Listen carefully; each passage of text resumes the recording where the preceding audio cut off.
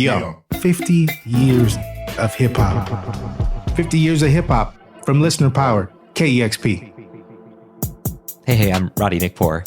Larry Mitchell Jr. is out this week, so I got together with Martin Douglas to talk about the phenomenon of commercialization in hip hop. Later, we're going to talk about the role of basketball in all of this, but what inspired this conversation for me was this one particular commercial in the late 2000s. Amazing things can happen when you taste Reese's Puffs. I don't really like Reese's Puffs anyway. They're kind of waxy and weird, but did you see this commercial? No, I've never seen it. Okay. There was this commercial about a kid whose life got exponentially better because he eats Reese's Puffs for breakfast. Like, for example, they talk about his allowance getting bigger and, like, he's trying to go to a concert, and then they're like, we're going to bring the concert to you. Peanut butter and chocolate too. You know how I do, that's what I wake up to. My Reese's Puffs inspired this rhyme. That peanut butter chocolate combination's on time. So that made an impression on me as a child. It's funny because I feel like it's almost alarmingly dated. But like the music feels dated though, right? Yeah, like, yeah. It's just the music that feels dated, but it's not bad at all. There is a 2014 version of this that maybe also feels dated in a different way. Reese's. What's that there that pecks that bunch? The unique taste so creamy with a crunch. PB and C is what I'm thinking of, and it only could be found in my Reese's Puffs. That's a little more contemporary, the 2014 commercial.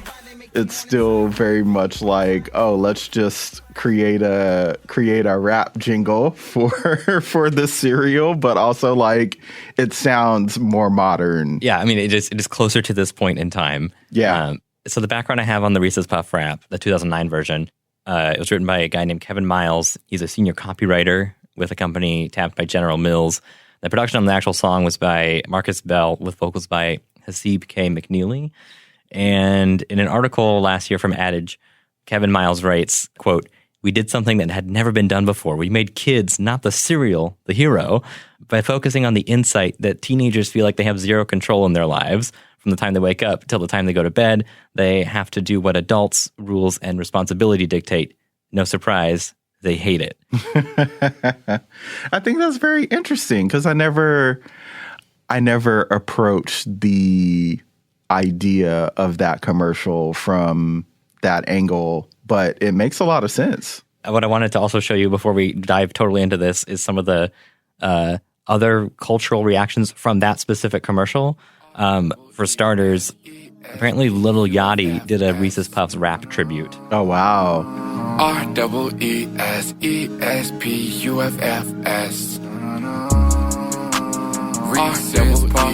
Reese's Puffs. Reese's Puffs. I can't get enough. Reese's Puffs. It goes on.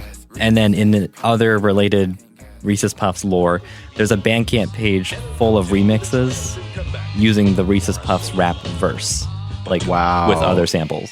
Reese's Puffs, Reese's Puffs. Eat 'em up, beat 'em up, beat 'em up, beat 'em up. Reese's Puffs, Reese's Puffs. Eat 'em up, beat 'em up, beat 'em up, beat 'em up. Wow. That second one is actually pretty funny because I grew up listening to LL Cool J blaring out of the house, so it's fun to hear the Reese's Puffs rap blended into the beat for Mama Said Knock You Out. That's really, really inspired, actually. It's the flavor I savor. For anyone interested, it's sultansofslams.bandcamp.com is where I found that Bandcamp. But I wanted to go beyond this commercial and talk about other examples. One being this SpaghettiOs commercial from the 2000s also. It's a spin on a Vanilla Ice song.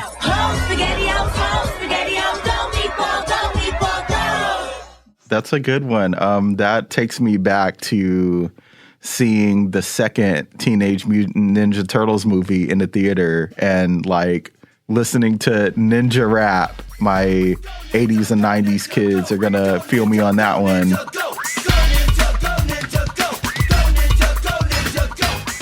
Earlier in this podcast, we talked about Curtis Blow doing a Sprite commercial in 1980. Mm-hmm. This is Curtis Blow with the latest trends. You got to know what's out and what's in. Talking about the taste of one that's right. Now more than ever, it's right. The culture and the celebrity of hip-hop appearing in a commercial context.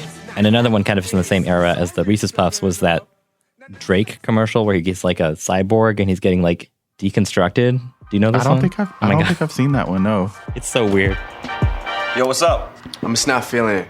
Drake's like in the studio recording something, and he takes a sip of Sprite, and then there's some CGI where his face like just deconstructs into multiple pieces.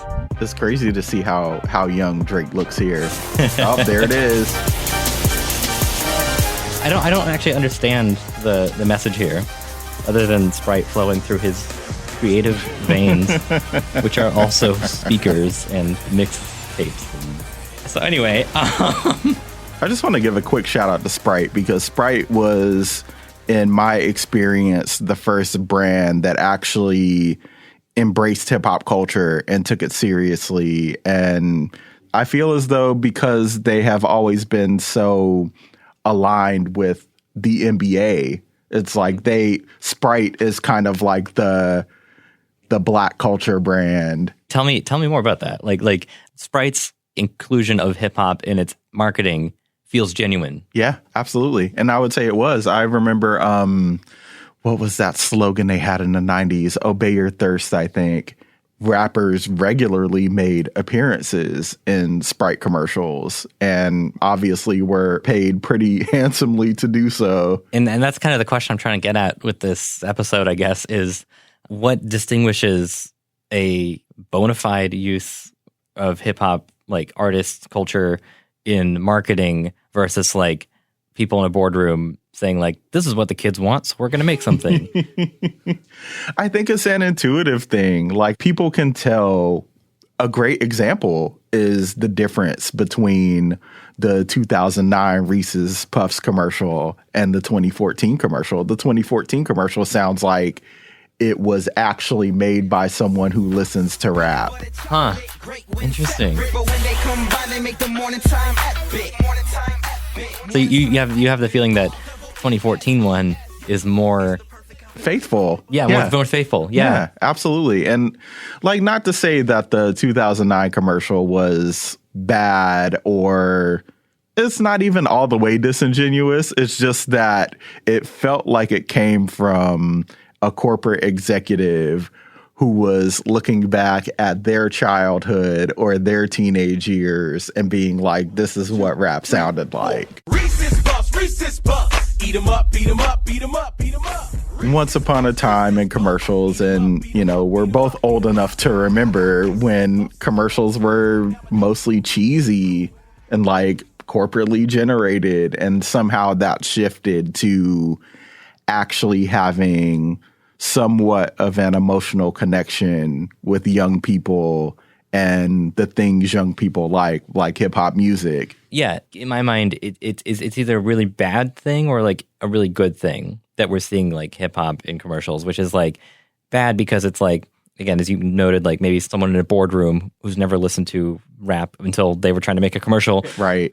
But then it's also a testament, maybe in some ways, to how widespread hip hop had become and still is, to where it is an effective marketing tool to appeal. And I just think maybe that goes a long way to show in 50 years how far something like hip hop has come. The use of hip hop in commercials feels like it vastly predated the actual commercialization of hip hop. I came up in a time where hip hop actually became a commercial product rather than an art form that wasn't really understood by these huge corporations that generate money. And let's be clear, like corporations that are run largely by white men. Yeah, absolutely. Absolutely.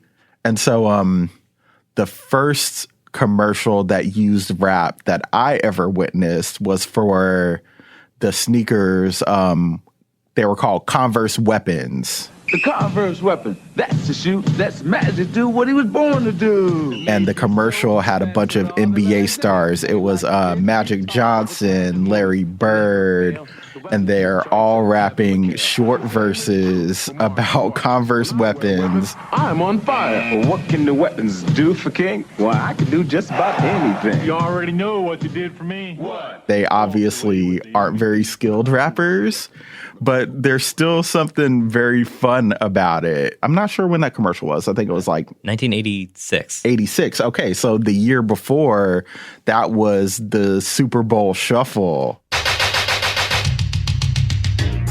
which was the 1985 Chicago Bears, like largely considered one of the best football teams of all time. We are the Bears, shuffling crew, shuffling on down, doing it for you. We're so bad, we know we're good, blowing your mind like we knew we would. It's such a product of its time, I feel like. Like, it was like, wow, Rapper's Delight exists and Live Aid is happening right now. We can do this. Obviously, music and flows, etc., have advanced dramatically since 1985. But like, if you're in 1985 and you're listening to the Super Bowl Shuffle, it's a really good song. This is Speedy Willie, and I'm world class. I like running, but I love to get the pass. I practice all day and dance all night. I gotta get ready for the Sunday fight. This is not a commercial per se, but it influenced the sort of commercial wave of putting rap in commercials. Is it exploitative, or is it like a genuine success for hip hop to say like hip hop as a culture has succeeded to such an extent that it is widespread in our capitalist outlets? Is that a sign of success or appropriation? And it sounds like success. I think what happened was it started out as appropriation because, you know, like, you go back in the day, like, especially to the early mid 80s, there probably weren't any black people whatsoever in those boardrooms. But once you graduate to the commercialization of hip hop music, when you think about, you know, Cash Money Records selling 10 million records, signing I believe it was like $100 million deal with Universal. Like, hip-hop music started actually making money. Mm-hmm. And when hip-hop music started actually making money, that's when hip-hop artists got in on the money, too. When hip-hop started making money unto itself, like people buying records, and it kind of marks, in my mind, a transition from appropriation to, like, a sign of success for hip-hop. Absolutely. I feel as though when rap itself was proven as a product to be sold, that's when actual products took note of the commercial potential of hip hop. I think a lot about the NBA tie-ins, the sneaker tie-ins, because some of my favorite commercials were commercials with rappers rapping about sneakers. My favorite of which is probably the Reebok commercial with, I believe it was Allen Iverson's first shoe, but Jadakiss is doing the rap, and it's really good. All you need is a pair of these, nothing else. Your hesitation in stopping Papa be something else. Track masters and J to the claw. I keep an extra pair in my car. As far as influence is concerned, like, I think a lot of NBA stars took cues from not only the way he played, but from the way he dressed. Allen Iverson brought hip-hop style into the NBA, basically. This example seems important because it seems to exemplify this pivot you're mentioning, where at first it felt exploitative, where it was like people who aren't rappers are just kind of like making up songs to like sell their stuff. But then like you do fast forward to something like this in 1999, you see like what I would call actual like rappers like in commercials using their craft to sell a product, but like in a way that is genuinely engaging to a hip hop fan. Right. And that actually well written and well conceived and could feasibly be put on a track as an actual song rather than just a commercial. Yeah. Actually, another Reebok commercial. It was Jay-Z and 50 Cent, and they had actually designed their own shoes for Reebok. G-Unit footwear, G apparel. I'm so hood, that blue and that white looks so good. Hip hop, man. And this is, going into the weeds as a hip hop fan. Back in 1998, 50 Cent put out a song called How to Rob and mentioned a bunch of rappers' names and, made a bunch of jokes. And Jay-Z was one of the rappers he mentioned. What you could just sold, like 4 million, got something to live for. And Jay-Z answered back in a line. I'm about $1. What the is 50 cents? And kind of, it wasn't like a beef. It was just, general jousting, shit talk, whatever you want to call it. Right. But it's significant because I believe this was 2003, Jay-Z and 50 Cent come together for this Reebok commercial. And they're, it's one of those things where they squash their beef to make money, which is the story of both Jay-Z and 50 Cent. It's very much intertwined, the worlds of hip hop, pro basketball, and sneakers. I think, you tie in the fashion with the music, with the sport. Like if you like sneakers, you probably have listened to hip hop in your day. If you like basketball, then obviously you want a pair of nice sneakers. And the music is woven into the games. Yeah. I mean, that alone. So there's an obvious partnership there. Yeah. Breakfast cereals, I don't know where that comes from. 1, 2, 3, 4. Reese's Puffs, Reese's Puffs. Eat 'em up, beat 'em up, beat 'em up, beat 'em up. This has been great, Martin. Yeah. Thanks for talking about commercials and hip hop with me. Yeah, thank you for having me, Roddy. This was a very fun conversation. Cruise control. I got Reese's Puffs in my bowl. And just like that, I'm on the road. Thanks to Martin Douglas for sharing his expertise in this episode. I'm Roddy Nikpour, thanking you for listening to 50 Years of Hip Hop, only from listener-powered KEXP, where the non-commercial broadcasting matters. All right, good game.